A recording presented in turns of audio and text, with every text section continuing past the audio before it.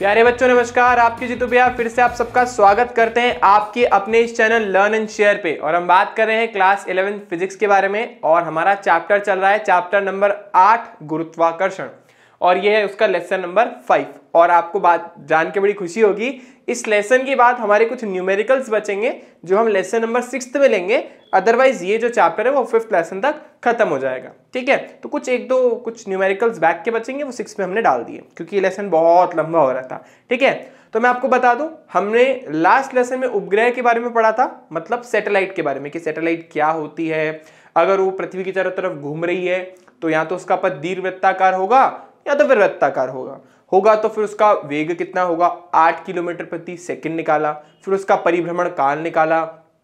परिभ्रमण काल निकालने के बाद हमने उसके अलावा उसकी ऊर्जा को निकाला। उसके बाद अपने भारहीनता के बारे में पढ़ा। तो ये सारी चीजें हमने लास्ट क्लास में ऑलरेडी कवर कर ली थी। लेकिन कुछ और दो तरीके के उपग्रह हमारे सिलेबस में दिए हुए हैं जिनका नाम है भू स्थिर उपग्रह या जिसको भू स्थायी उपग्रह भी बोलते हैं, जियो स्टेशनरी, और एक हमारा होता है पोलर ध्रुवीय उपग्रह। ठीक है, दोनों के बारे में अपने को आज पढ़ना है।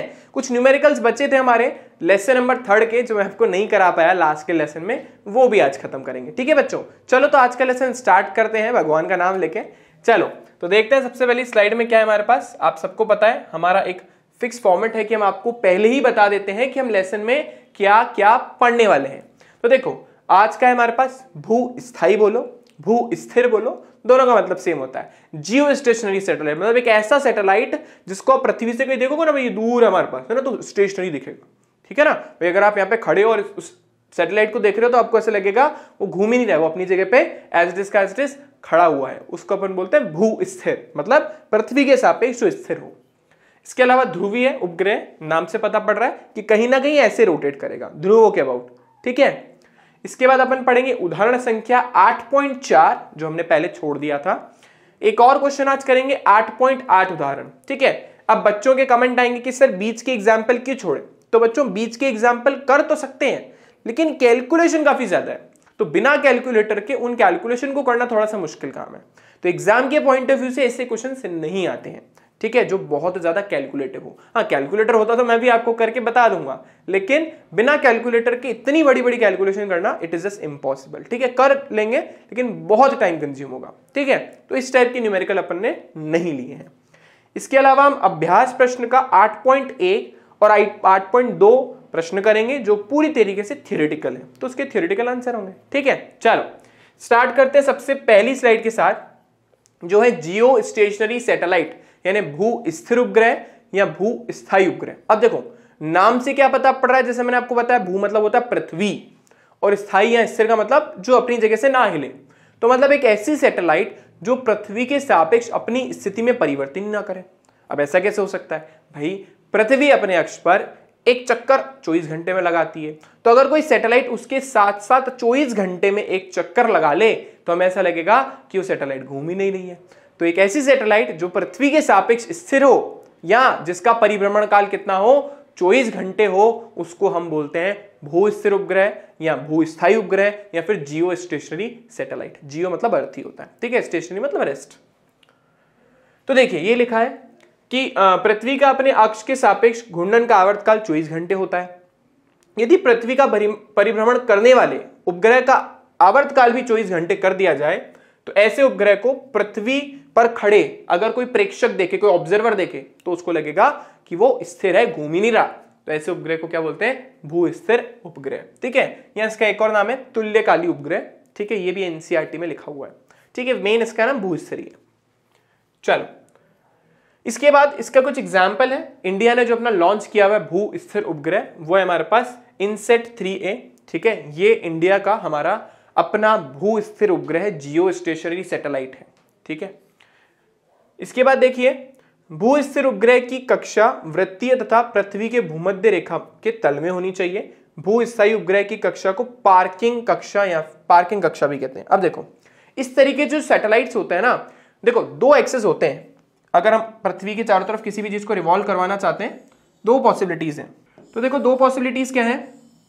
पहली पॉसिबिलिटी तो ये मान लो अपने अर्थ, ठीक है, चलो नीला नीला अर्थ बना देते हैं, हमारी ब्लू ब्लू अर्थ, तो हमारी ब्लू ब्लू अर्थ।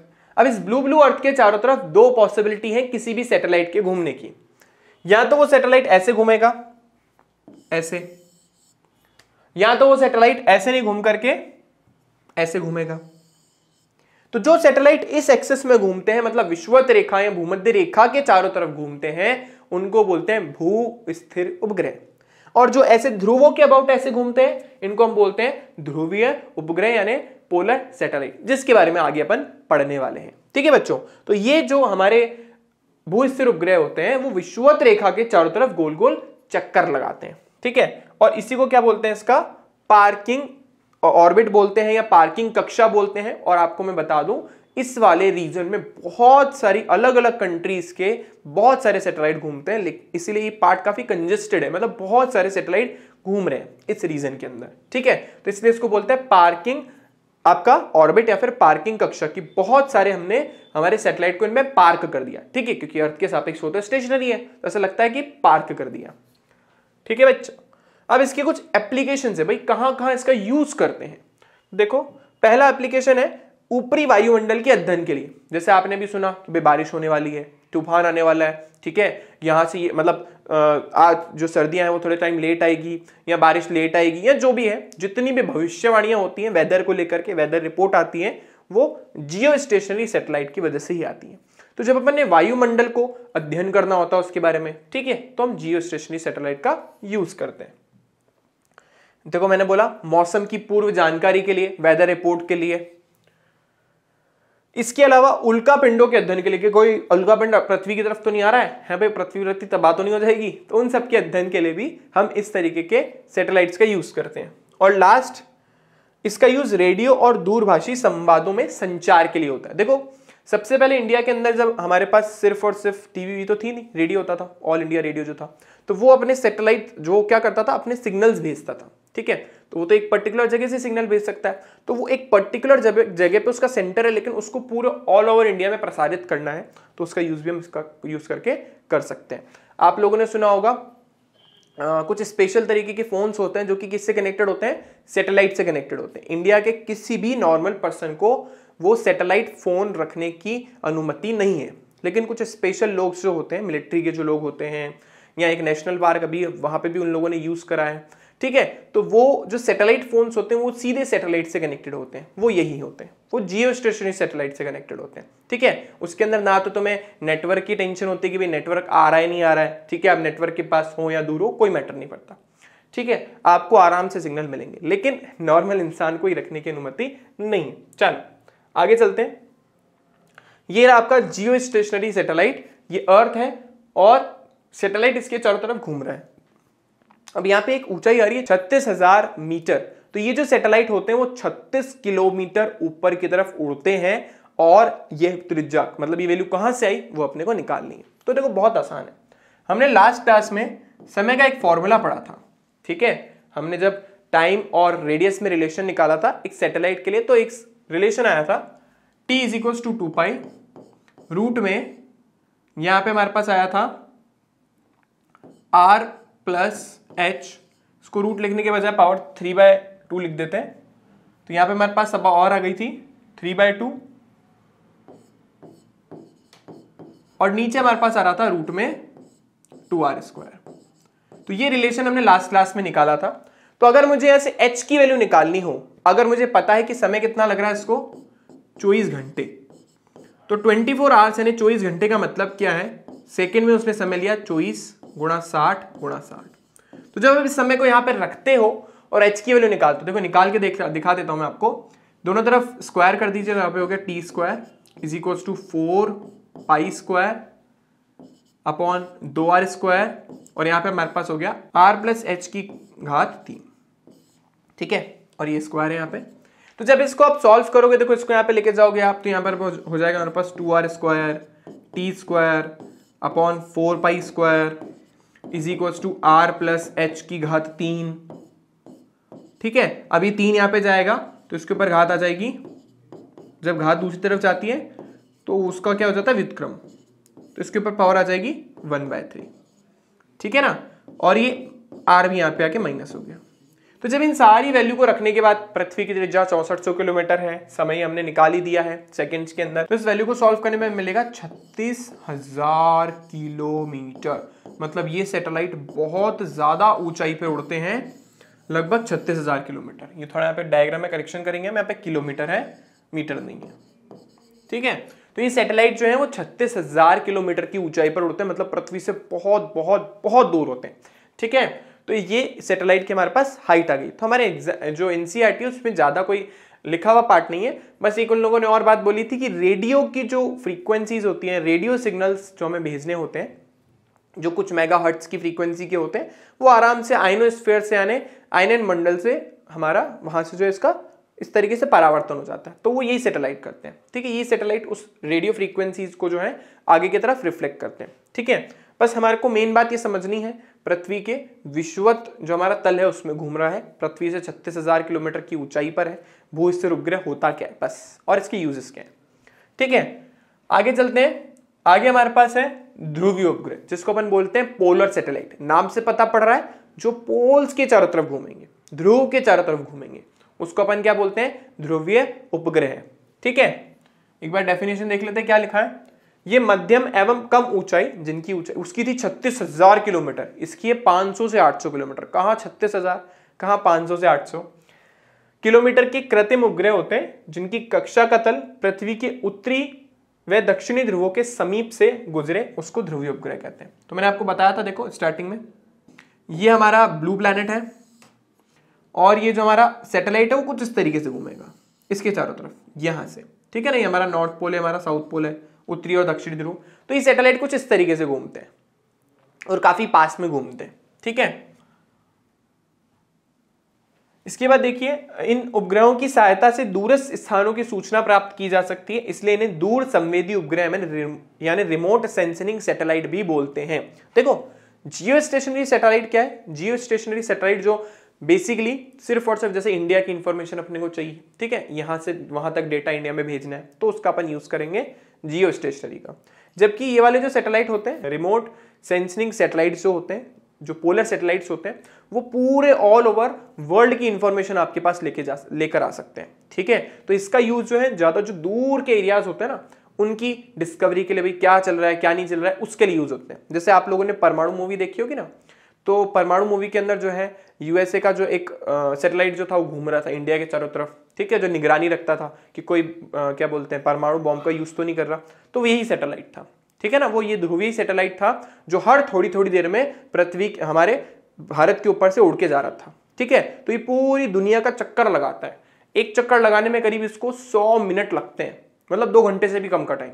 1 घंटा 40 मिनट में तो पूरा चक्कर काट लेता ही है पूरे पृथ्वी का, जबकि उसको 24 घंटे लगते थे। इसलिए इसका यूज हम क्या करते हैं, दूर की चीजों को देखने के लिए, भाई बाकी ऑल ओवर वर्ल्ड में क्या चल रहा है उसके लिए, जासूसी के लिए। देखो क्या लिखा है, ये उपग्रह पृथ्वी की घूर्णन गति की विपरीत गति करते हैं। इनकी कक्षा को पश्चगतिक यानी रेट्रोग्रेड ऑर्बिट कहते हैं, क्योंकि पृथ्वी हमारा पश्चिम से पूरब की तरफ घूमती है और ये उत्तर से दक्षिण की तरफ घूमते हैं, ठीक है। तो उसकी अपोजिट डायरेक्शन में गति करते हैं। देखो जैसे मैंने आपको बोला, इनकी जो एक घूमने का जो टाइम होता है ना, वो करीब कितना होता है, 100 मिनट, यानी 1 घंटा 40 मिनट। ये चीज मैंने आपको बता दी कि उत्तर से दक्षिण की तरफ घूमते हैं और पृथ्वी जो हमारी पश्चिम से पूरब की तरफ घूमती है, ठीक है। तो इसका प्रक्षेपण ध्रुवीय उपग्रह प्रक्षेपण यानी पोलर सैटेलाइट लॉन्चिंग व्हीकल यानी PSLV द्वारा किया जाता है। आप लोगों ने सुना होगा, जब मूवी आई थी बीच में मिशन मंगल वाली, उन लोगों ने क्या बोला था कि वो जो सैटेलाइट लॉन्च कर रहे हैं वो किसका यूज करके कर रहे हैं, PSLV का यूज करके करते हैं। PSLV जो है बहुत छोटा रॉकेट होता है और बहुत ही लाइट वेटेड जो सैटेलाइट्स होती हैं उसको ले जाने के लिए केपेबल होता है, क्योंकि उसके पास फ्यूल कैपेसिटी बहुत कम होती है। तो उन लोगों की प्रॉब्लम ये क्या थी कि उसको पृथ्वी से बाहर निकालना है। अब इसकी फ्यूल कैपेसिटी तो बहुत कम है, तो मैंने आपको बताया था कि उन लोगों ने क्या जुगाड़ लगाया लास्ट क्लास के अंदर जब कैपलर के नियम पढ़ाए थे।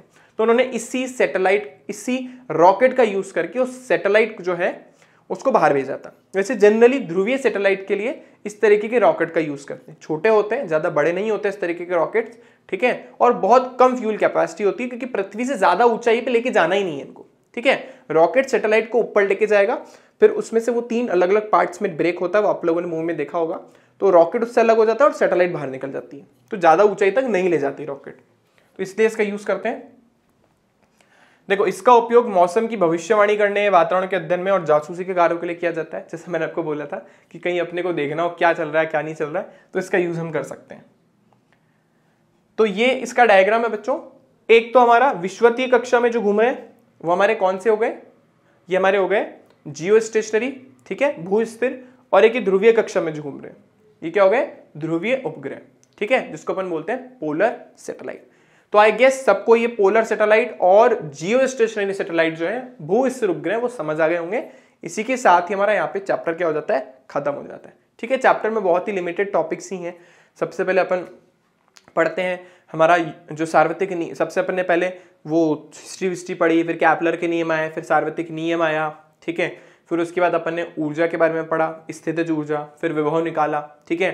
फिर अपन ने जी की वैल्यू निकाली, फिर जी किस किस से प्रभावित होता है वो निकाला, ठीक है। उसके बाद अपन ने जो विभव है वो निकाला, ठीक है। विभव के बाद अपन सीधा आ गए हमारे जो पीछे के जो टॉपिक्स बच रहे हैं उनके ऊपर ही छोटे मोटे टॉपिक्स, उपग्रह वाला जो पार्ट है, ठीक है। तो ये सारा बेसिक पार्ट ही है चैप्टर में, बहुत ज्यादा बड़ा नहीं है। तो हमारा जो न्यूमेरिकल बचा था, जैसा मैंने आपको बोला था, वो हम करेंगे, बट उससे पहले एनसीईआरटी में एक बहुत इंपॉर्टेंट टेबल दे रखी है, वो आपको लर्न करनी है। इससे पूरे चैप्टर का आपको सार मिल जाएगा, ठीक है। देखो, जैसे पहले गुरुत्वीय स्थिरांक 6.67 × 10⁻⁻11 न्यूटन मीटर स्क्वायर पर केजी स्क्वायर, ये इसका मान था। विमा भी अपन ने निकाल ली थी। फिर आता है बेटा गुरुत्वीय स्थितिज ऊर्जा, जिसका मान होता है -Gm/m/r, जहां पे m वस्तु का द्रव्यमान है और M पृथ्वी का द्रव्यमान है, ठीक है। और ये गतिज राशि क्योंकि ऊर्जा है, ठीक है। और एक चीज आप यहाँ पे और समझिए, नेगेटिव का साइन क्या बता रहा है कि जो भी सैटेलाइट है, जो भी वस्तु है, वो पृथ्वी से चिपकी हुई है, ठीक है ना, उसके आकर्षण के क्षेत्र में है। अगर उससे टूट करके बाहर निकल जाए, बाहर चली जाए, तो ऊर्जा कैसी हो जाएगी, पॉजिटिव। लेकिन अगर उससे चिपकी हुई है, उसके आकर्षण में है, तो नेगेटिव हो जाएगी। फिर हमने विभव निकाला, जो किसके बराबर होता है, ऊर्जा अपॉन m, यानी एकांक द्रव्यमान की ऊर्जा। तो उसका फॉर्मूला आ गया -Gm/r, ठीक है। और फिर एक गुरुत्वीय तीव्रता है, गुरुत्वीय तीव्रता जिसको अपन बोलते हैं E, ठीक है, जिसको अपन गुरुत्वीय त्वरण भी बोलते हैं, ठीक है। तो ये त्वरण किसकी को लाया, Gm/r² के। तो ये सारी चीजें अपन ने पढ़ी, इसमें ये सदिश राशि होगी, ठीक है, क्योंकि त्वरण सदिश होता है। तो ये 4 मेन पैरामीटर्स थे जो चैप्टर में काम के थे और एक दूसरे से इंटरडिपेंडेंट है, ठीक है। चलो अब आते हैं उस न्यूमेरिकल पे। तो आप आराम से एक बार रीड करिए, ठीक है, पॉज करके, और कोशिश करिए कि आप लोगों से क्वेश्चन हो जाए। चलो, तो आई होप सबने आराम से पॉज वॉज करके देख लिया होगा। तो मैं एक बार रीड कर देता हूं आप लोगों के लिए क्वेश्चन। क्या है भाई हमारे पास, समान त्रिज्या r परंतु m तथा 4m द्रव्यमान के 2 एक समान ठोस गोले इस प्रकार रखे हैं कि इनके केंद्रों के बीच पृथक्कन 6r है। मतलब हमारे पास 2 गोले हैं, ये रे, एक की त्रिज्या r है, दूसरे की भी r है, लेकिन इसका द्रव्यमान m है और उसका 4 गुना से ज्यादा। मान लो 1000 किलो का है तो ये 4000 किलो का है, ठीक है। इसके बाद अपने को क्या बोला भाई, m द्रव्यमान किसी प्रक्षेप्य को m द्रव्यमान के गोले के पृष्ठ से 4m द्रव्यमान के गोले के पृष्ठ की ओर सीधा प्रक्षेपित किया जाता है। तो मान लो ये एक प्लेनेट है और ये दूसरा प्लेनेट है, पास पास है बहुत, ठीक है ना, मतलब उनके बीच की दूरी 6r के बराबर है। और हमने क्या करा, यहां से इसकी सरफेस से, पहले वाले प्लेनेट की सरफेस से कोई बॉल को फेंक दिया उधर, ठीक है। तो उसको यहां से फेंका और वो यहां तक आ जाना चाहिए। तो अपने को क्या पूछ रहा है, ये पूछ रहा है कि कितनी न्यूनतम चाल जो है अपने को देनी पड़ेगी ताकि वो यहां तक पहुंच जाए, ठीक है ना। इस प्रक्षेप्य को कितनी चाल आपको देनी पड़ेगी ताकि कहां तक पहुंच जाए, दूसरे प्लेनेट की सरफेस तक पहुंच जाए, ये क्वेश्चन है, ठीक है। और साथ के साथ ये भी पूछा है कि हाँ बस ये बस वेग ही अपने को निकालना। तो देखो बच्चों, समझना एक बात को, इस तरीके के क्वेश्चंस में हम ऐसा नहीं करेंगे कि डायरेक्ट हाँ भाई ऐसा बोल दे कि भाई उसके प्लेनेट तक डायरेक्ट पहुंचाना है, दूरी वूरी लगा के, ऐसे डायरेक्टली क्वेश्चन नहीं होगा। आपको क्या करना पड़ेगा, आपको ये चेक करना पड़ेगा कि ये प्लेनेट जो है इसका गुरुत्वाकर्षण क्षेत्र कहां पे खत्म होता है और इस प्लेनेट का गुरुत्वाकर्षण क्षेत्र कहां से स्टार्ट होता है।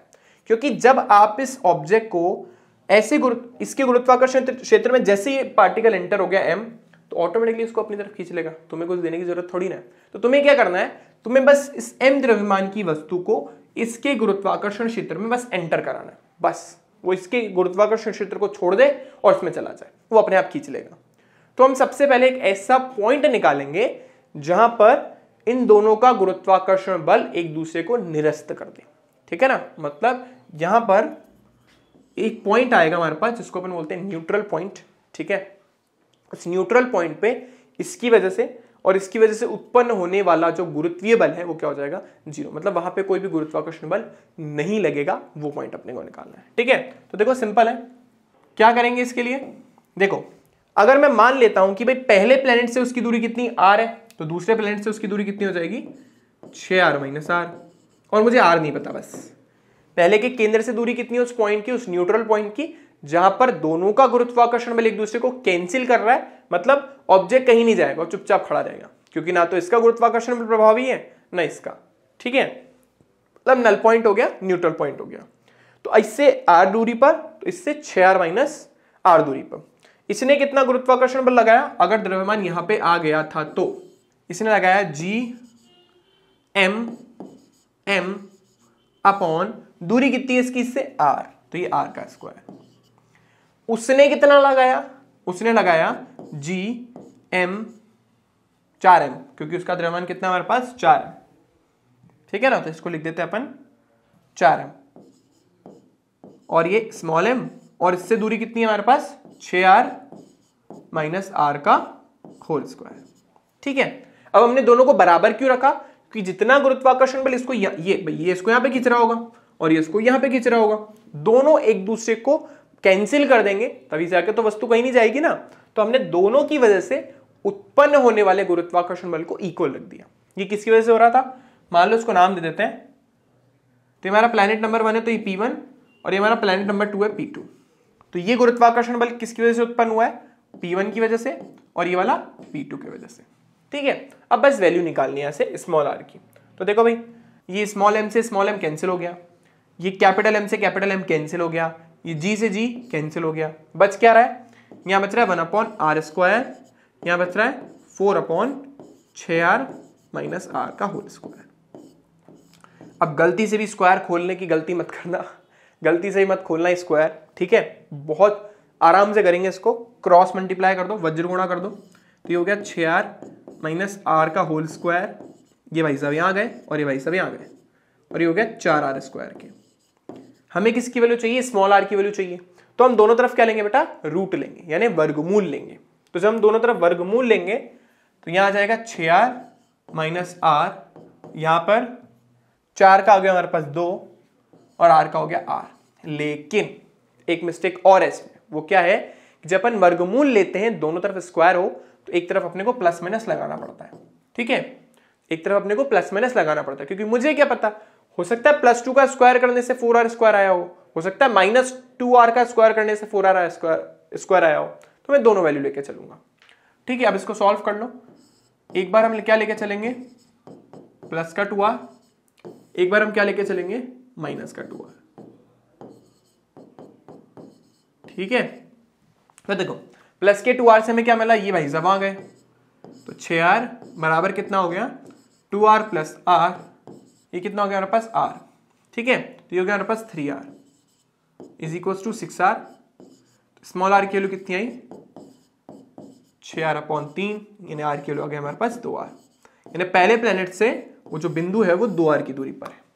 अब यहां से भी निकाल लेते हैं, इसको यहाँ पे लेके गए भाई, तो ये हो गया 6r बराबर -3r प्लस का r। सॉल्व करा, 6r किसके बराबर आया, -2r के, और r का मान किसके बराबर आया, -6/2 यानी 3r के, ठीक है।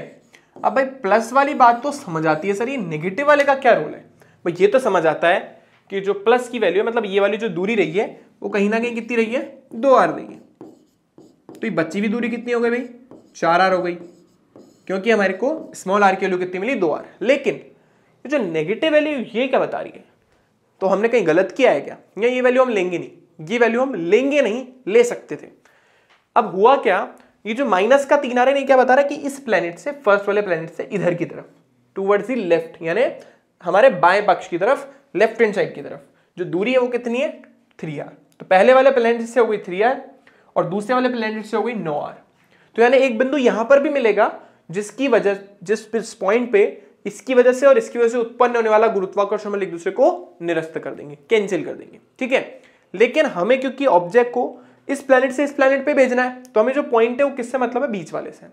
पर एग्जाम में मान लो सिर्फ क्वेश्चन आया, वो बिंदु निकालो जहां पर इसकी वजह से और इसकी वजह से उत्पन्न होने वाला जो भी गुरुत्वाकर्षण बल है वो जीरो हो जाए। तो ऐसे 2 पॉइंट आएंगे, एक तो ये 2 आर इनके बीच में, और एक इस प्लेनेट से 3 आर की दूरी पर, उस प्लेनेट से हो गया 9 आर की दूरी पर, 6 ये और 3 ये, ठीक है। लेकिन अभी हम क्वेश्चन के अकॉर्डिंग चलते हैं, 2 आर लेंगे, तो ये 2 आर हमारे काम का है। अब क्या करना है, जैसा मैंने आपको बोला, मुझे एक सिर्फ इतना सा करना है कि इस ऑब्जेक्ट को जो मेरे हाथ में 9m द्रव्यमान का एक जो ऑब्जेक्ट है उसको फेंकना है, और कितनी दूरी तक चला जाना चाहिए, वो 2 आर तक। अगर वो 2 आर तक चला जाएगा तो दूसरा प्लेनेट जो है उसको अपने आप अपनी तरफ खींच लेगा, ठीक है, हमें उससे मतलब नहीं। तो इस ऑब्जेक्ट को अपने को कितना दूर फेंकना है, 2 आर की दूरी तक, तो मुझे कितनी ऊर्जा उसको देनी पड़ेगी। तो भाई मैं उसको ऊर्जा किसके रूप में दूंगा, मैं उसको ऊर्जा गतिज ऊर्जा के रूप में दूंगा। तो मैंने उसको कुछ गतिज ऊर्जा दी,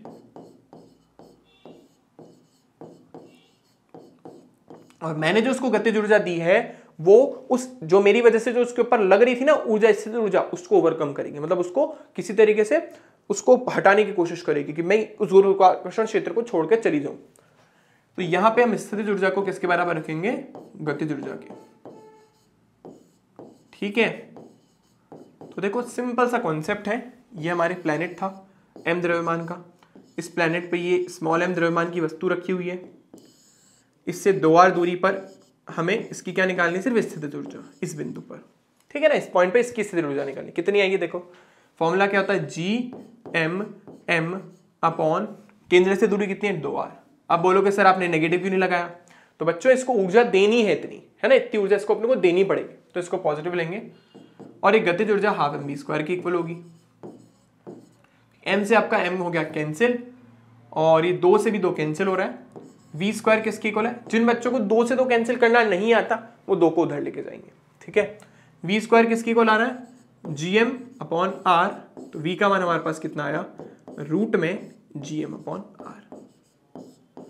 ऐसे नहीं गलती से आप पृथ्वी की त्रिज्या और ये पृथ्वी का द्रव्यमान डाल दो, है ना, नहीं गलती से इसको gr मत लिख देना, क्योंकि इसने पृथ्वी की बात नहीं करी, उसने m द्रव्यमान दे रखा है, ठीक है। तो इतने वेग से उसको फेंकना पड़ेगा, तो वो यहां तक पहुंच जाएगा, और जैसे यहां तक पहुंचेगा उसके आगे थोड़ा सा चलते ही दूसरे के गुरुत्वाकर्षण क्षेत्र की वजह से अपने आप उसमें चला जाएगा। तुम्हें कुछ भी करने की जरूरत नहीं है, क्योंकि वो अपने आप उसके पास पहुंच जाएगा, ठीक है। तो आई होप ये न्यूमेरिकल भी सबको समझ आ गया होगा। कॉन्सेप्ट था सबसे पहले न्यूट्रल पॉइंट निकालना था या नल पॉइंट निकालना था, जहां पे दोनों की वजह से उत्पन्न होने वाला गुरुत्वाकर्षण बल एक दूसरे को निरस्त कर रहा हो। उसके बाद स्थितिज ऊर्जा को गतिज ऊर्जा से उनकी बस कंपैरिजन करना था, तुलना करनी थी, ठीक है। तो इसका आंसर आ गया हमारे पास। अब चलते हैं नेक्स्ट प्रॉब्लम पे।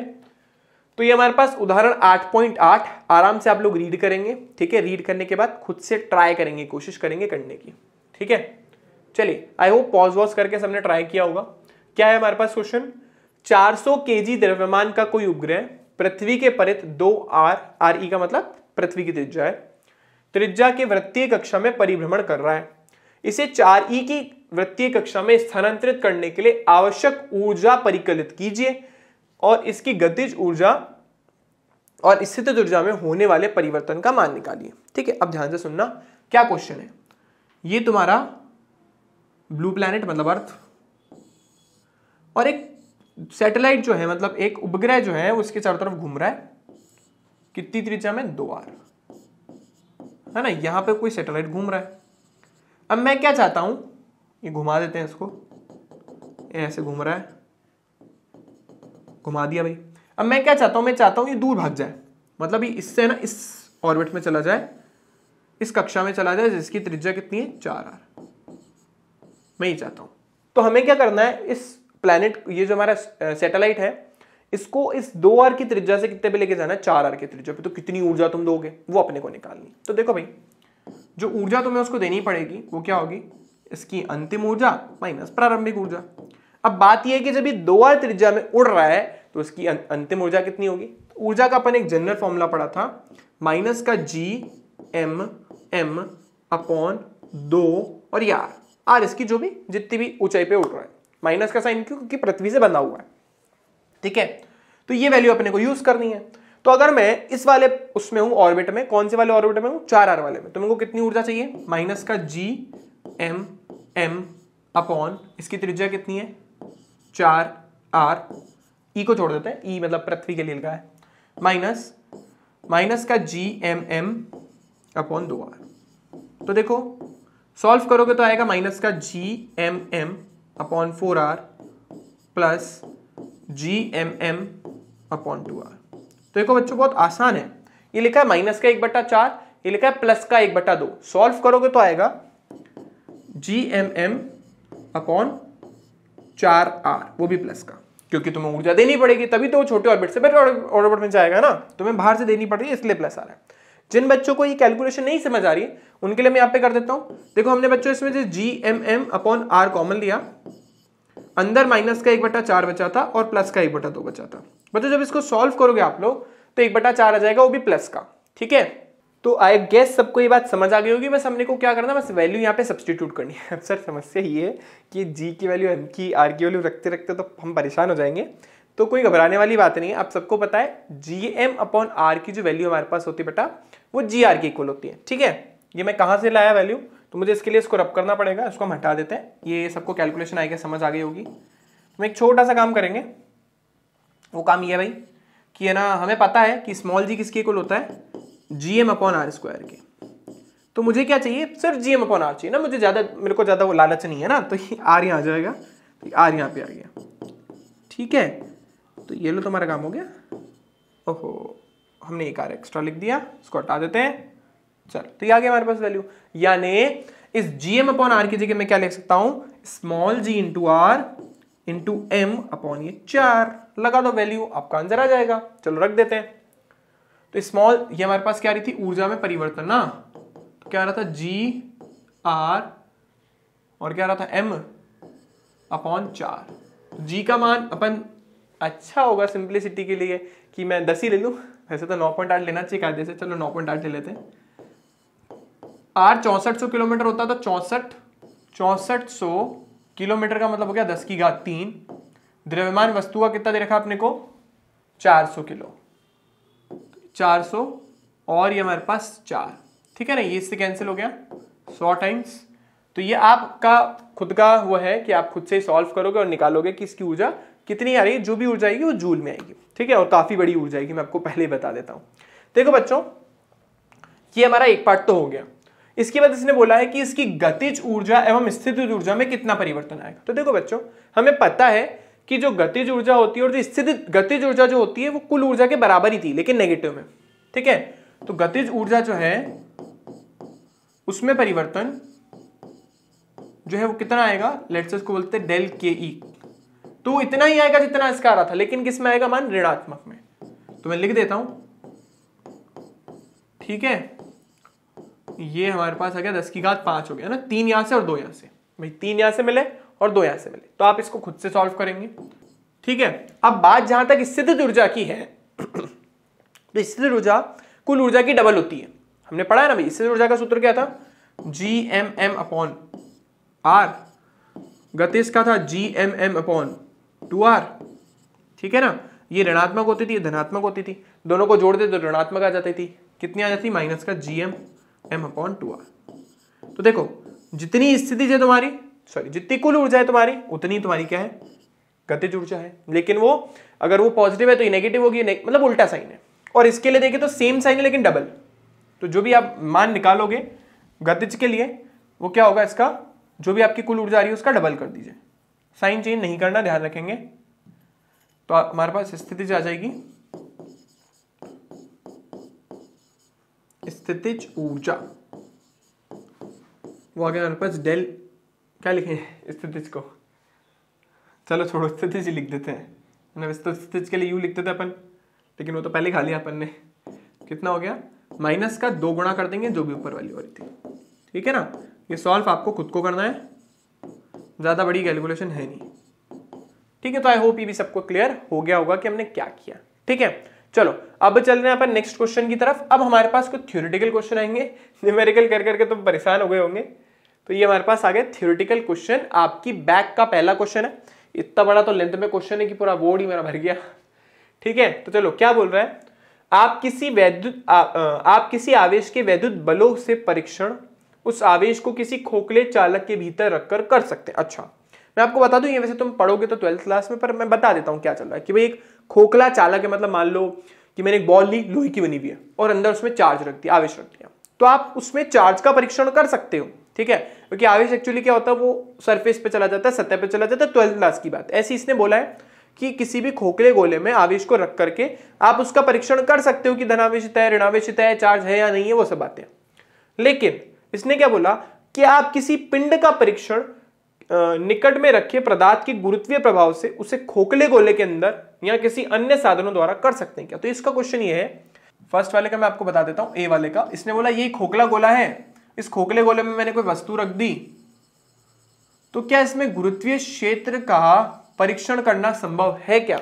तो आप बोलोगे नहीं, क्योंकि गुरुत्वाकर्षण क्षेत्र किसी भी बैरियर से कभी भी इफेक्ट नहीं होता है, चाहे यहाँ पे दीवार लगा दो, चाहे कितनी मोटी दीवार लगा दो, चाहे लोहे की कोई चीज लगा दो। मतलब मान लो अगर कोई वस्तु यहां पर है बाहर, और अंदर हमने कोई खोखले गोले के अंदर कोई वस्तु रख दी, खोखला गोला है बच्चों, तो खोखले गोले के अंदर अगर मैंने कोई वस्तु रख दी, खोखला गोला, तो अगर मैंने खोखले गोले में कोई वस्तु रख दी और बाहर कोई वस्तु रखी है, तो कोई फर्क नहीं पड़ता कि वो गोला मेटल का बना हुआ हो या इंसुलेटर हो, मतलब चालक हो कुचालक हो, बल तो फिर भी लगेगा ही लगेगा।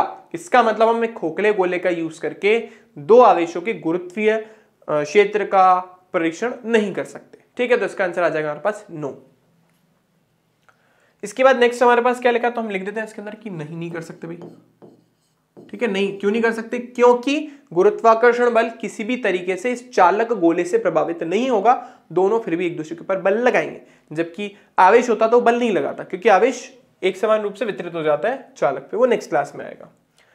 पृथ्वी के परिभ्रमण करने वाले छोटे अंतरिक्ष यान में बैठा कोई अंतरिक्ष यात्री गुरुत्व बल का संसूचन नहीं कर सकता, मतलब ऑब्जर्व नहीं कर सकता वो, मतलब प्लेन, मतलब एक एयर उसमें बैठा है रॉकेट में या किसी में भी, और वो पृथ्वी की तरफ घूम रहा है, तो उसको पृथ्वी का गुरुत्वाकर्षण बल फील नहीं होगा। क्यों, क्योंकि वहां पे भारीहीनता है, ठीक है ना, ऐसा बोल रहा है ये। लेकिन बोल रहा है इसके बाद बोला नहीं कर सकता यदि पृथ्वी के परिभ्रमण करने वाले अंतरिक्ष स्टेशन आकार में बड़े हों। आप सबको पता ना, एक स्पेस के अंदर हमारे पास है, क्या बोलते हैं, स्टेशन है, जहां पे जितने भी रॉकेट होते हैं वो पार्क होते हैं, ठीक है। तो बोल रहा बहुत बड़ा एक हमारे पास स्टेशन हो, तो क्या वहां पे हम पृथ्वी के गुरुत्वाकर्षण बल को वो कर सकते हैं क्या, ऑब्जर्व कर सकते हैं क्या। तो बिल्कुल कर सकते हैं। अगर उसका आकार बहुत बड़ा हो जाएगा तो पृथ्वी उस पर गुरुत्वाकर्षण बल बहुत ज्यादा लगाएगी, तो हम गुरुत्वाकर्षण बल का संसूचन यानी ऑब्जर्व कर सकते हैं। जैसे हम पृथ्वी के बहुत पास में है तो हम संसूचन कर पा रहे हैं आराम से, मुझे लग रहा है, मेरे को पता है मैं खड़ा हूं। बहुत ऊंचाई पे चले जाने से इसका प्रभाव बहुत कम हो जाता है। अब इस प्रभाव को बढ़ाने के लिए आपको दूसरी वस्तु को बहुत बड़ा बनाना पड़ेगा, ठीक है ना। तो इसने बोला कि क्या हम ऐसा ऑब्जर्व कर सकते हैं क्या, तो हम बोलेंगे हाँ बिल्कुल कर सकते हैं, अगर उसका आकार बढ़ा दिया जाए तो। क्यों, क्योंकि हमें पता है बल का सूत्र क्या होता है, Gm/m/r²। चलो मान लिया r की वैल्यू बहुत ज्यादा है, लेकिन अगर m का मान बढ़ा दूं तो बहुत बढ़ा दूं तो कहीं ना कहीं बल तो अनुभव होगा ना।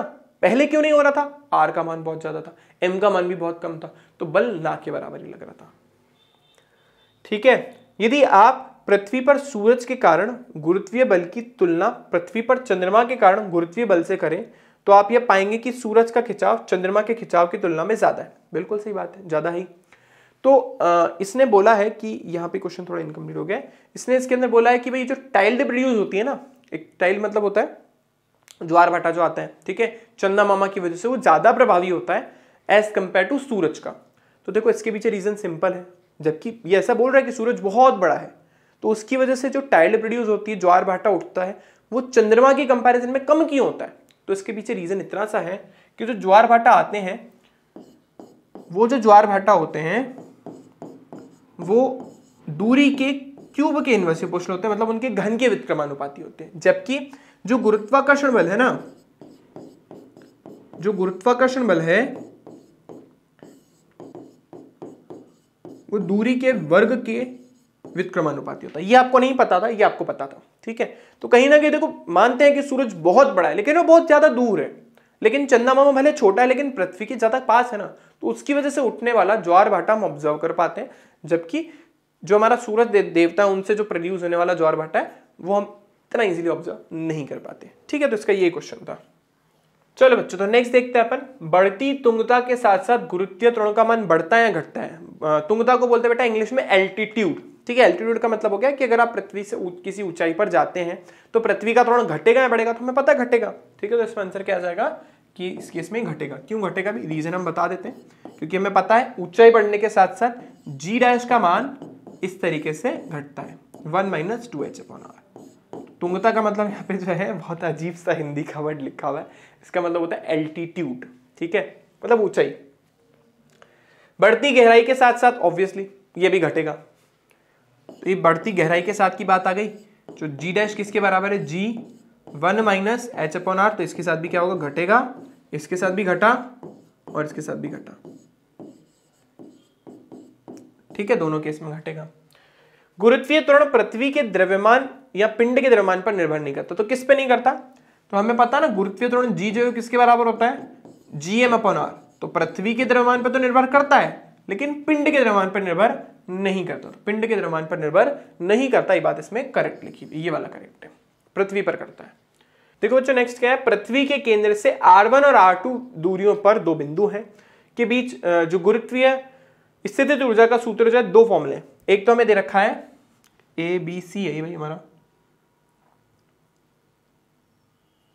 C हमारे पास, ये D वाले में इसने बोला है दो फॉर्मूले हमारे पास, एक तो है माइनस का Gm/1 - R1 - 1/R2 और एक फॉर्मूला हमें दे रखा है Mg R2 - R1, ठीक है ना, ये देखा रखा है गेस। अच्छा इन लोगों ने R1 R2 पहले लिखा है, यहाँ पे R2 है और यहाँ पे R1 है। तो इसमें से बोल रहा है ज्यादा एक्यूरेट कौन सा, ज्यादा सार्थक कौन सा, तो साफ साफ दिख रहा है वाला सार्थक है। जब हम हमारी जो ऊंचाई है उसको बहुत कम मान लेते हैं ना, तो ये फॉर्मूला बनता है, ठीक है। ये फॉर्मूला कब बनता है, जब हम ऊंचाई को बहुत कम मान लेते हैं, लेकिन रियलिटी में जो ज्यादा एक्यूरेट फॉर्मूला बेटा वो वाला है। होता क्या मैं आपको बता देता हूँ, ये फॉर्मूला होता है हमारे पास Gmm/r नेगेटिव के साथ, ठीक है। तो इसके अंदर अपने को पता है ये जो Gm/r लिखा है उसको आप r + h लिखते हो, इसको आप m लिखते हो, ठीक है। तो इसके अंदर बेटा जो हमारा ये वाला जो पार्ट है इसमें h को हम क्या मान लेते हैं बेटा, बहुत छोटा मान लेते हैं। जब हम अपन h को बहुत छोटा मान लेते हैं ना, तो उस केस में जो फॉर्मूला है वो बन जाता है हमारे पास mgr या mgh, ठीक है। ये फॉर्मूला हमारे पास बनता है अगर हम h को बहुत छोटा मान लेते हैं, ठीक है, यानी नेग्लेक्ट कर देते हैं बाकी सारी टर्म्स को एक्सेप्ट h, ठीक है। तो इसीलिए ये वाला ज्यादा एक्यूरेट फॉर्मूला और ये वाला जो फॉर्मूला है हमारे पास ये वाला, ये इसकी एक्यूरेसी कम है, ये वाला ज्यादा एक्यूरेट है, ठीक है। तो इस वाले में पूछेगा कि कौन ज्यादा यथार्थ है, तो फर्स्ट वाला ज्यादा यथार्थ है, सेकंड वाले के अंदर यथार्थता कम है, ठीक है। चलो तो बच्चों इसी के साथ ही हमारा आज का लेसन होता है समाप्त, और इसके अंदर हमने काफी सारी चीजें पढ़ी ली, ठीक है। भू स्थिर उपग्रह पढ़ लिया, ध्रुवीय उपग्रह पढ़ लिया, कुछ न्यूमेरिकल्स भी देख लिए। अब नेक्स्ट जो हमारी क्लास होगी उसमें हम प्योरली न्यूमेरिकल्स देखेंगे, कुछ सेलेक्टेड न्यूमेरिकल्स ही मैंने बैक के लिए जो हम उसमें सॉल्व करेंगे, ठीक है। चलो मिलते हैं आप लोगों से नेक्स्ट क्लास में। अगर वीडियो अच्छा लगा है तो लाइक कीजिएगा, शेयर कीजिएगा, सब्सक्राइब कीजिएगा, और अगर आपको कोई भी डाउट है तो आप कमेंट सेक्शन में पूछ सकते हैं। चलिए थैंक यू फॉर टुडे, मिलते हैं नेक्स्ट क्लास में, बाय बाय।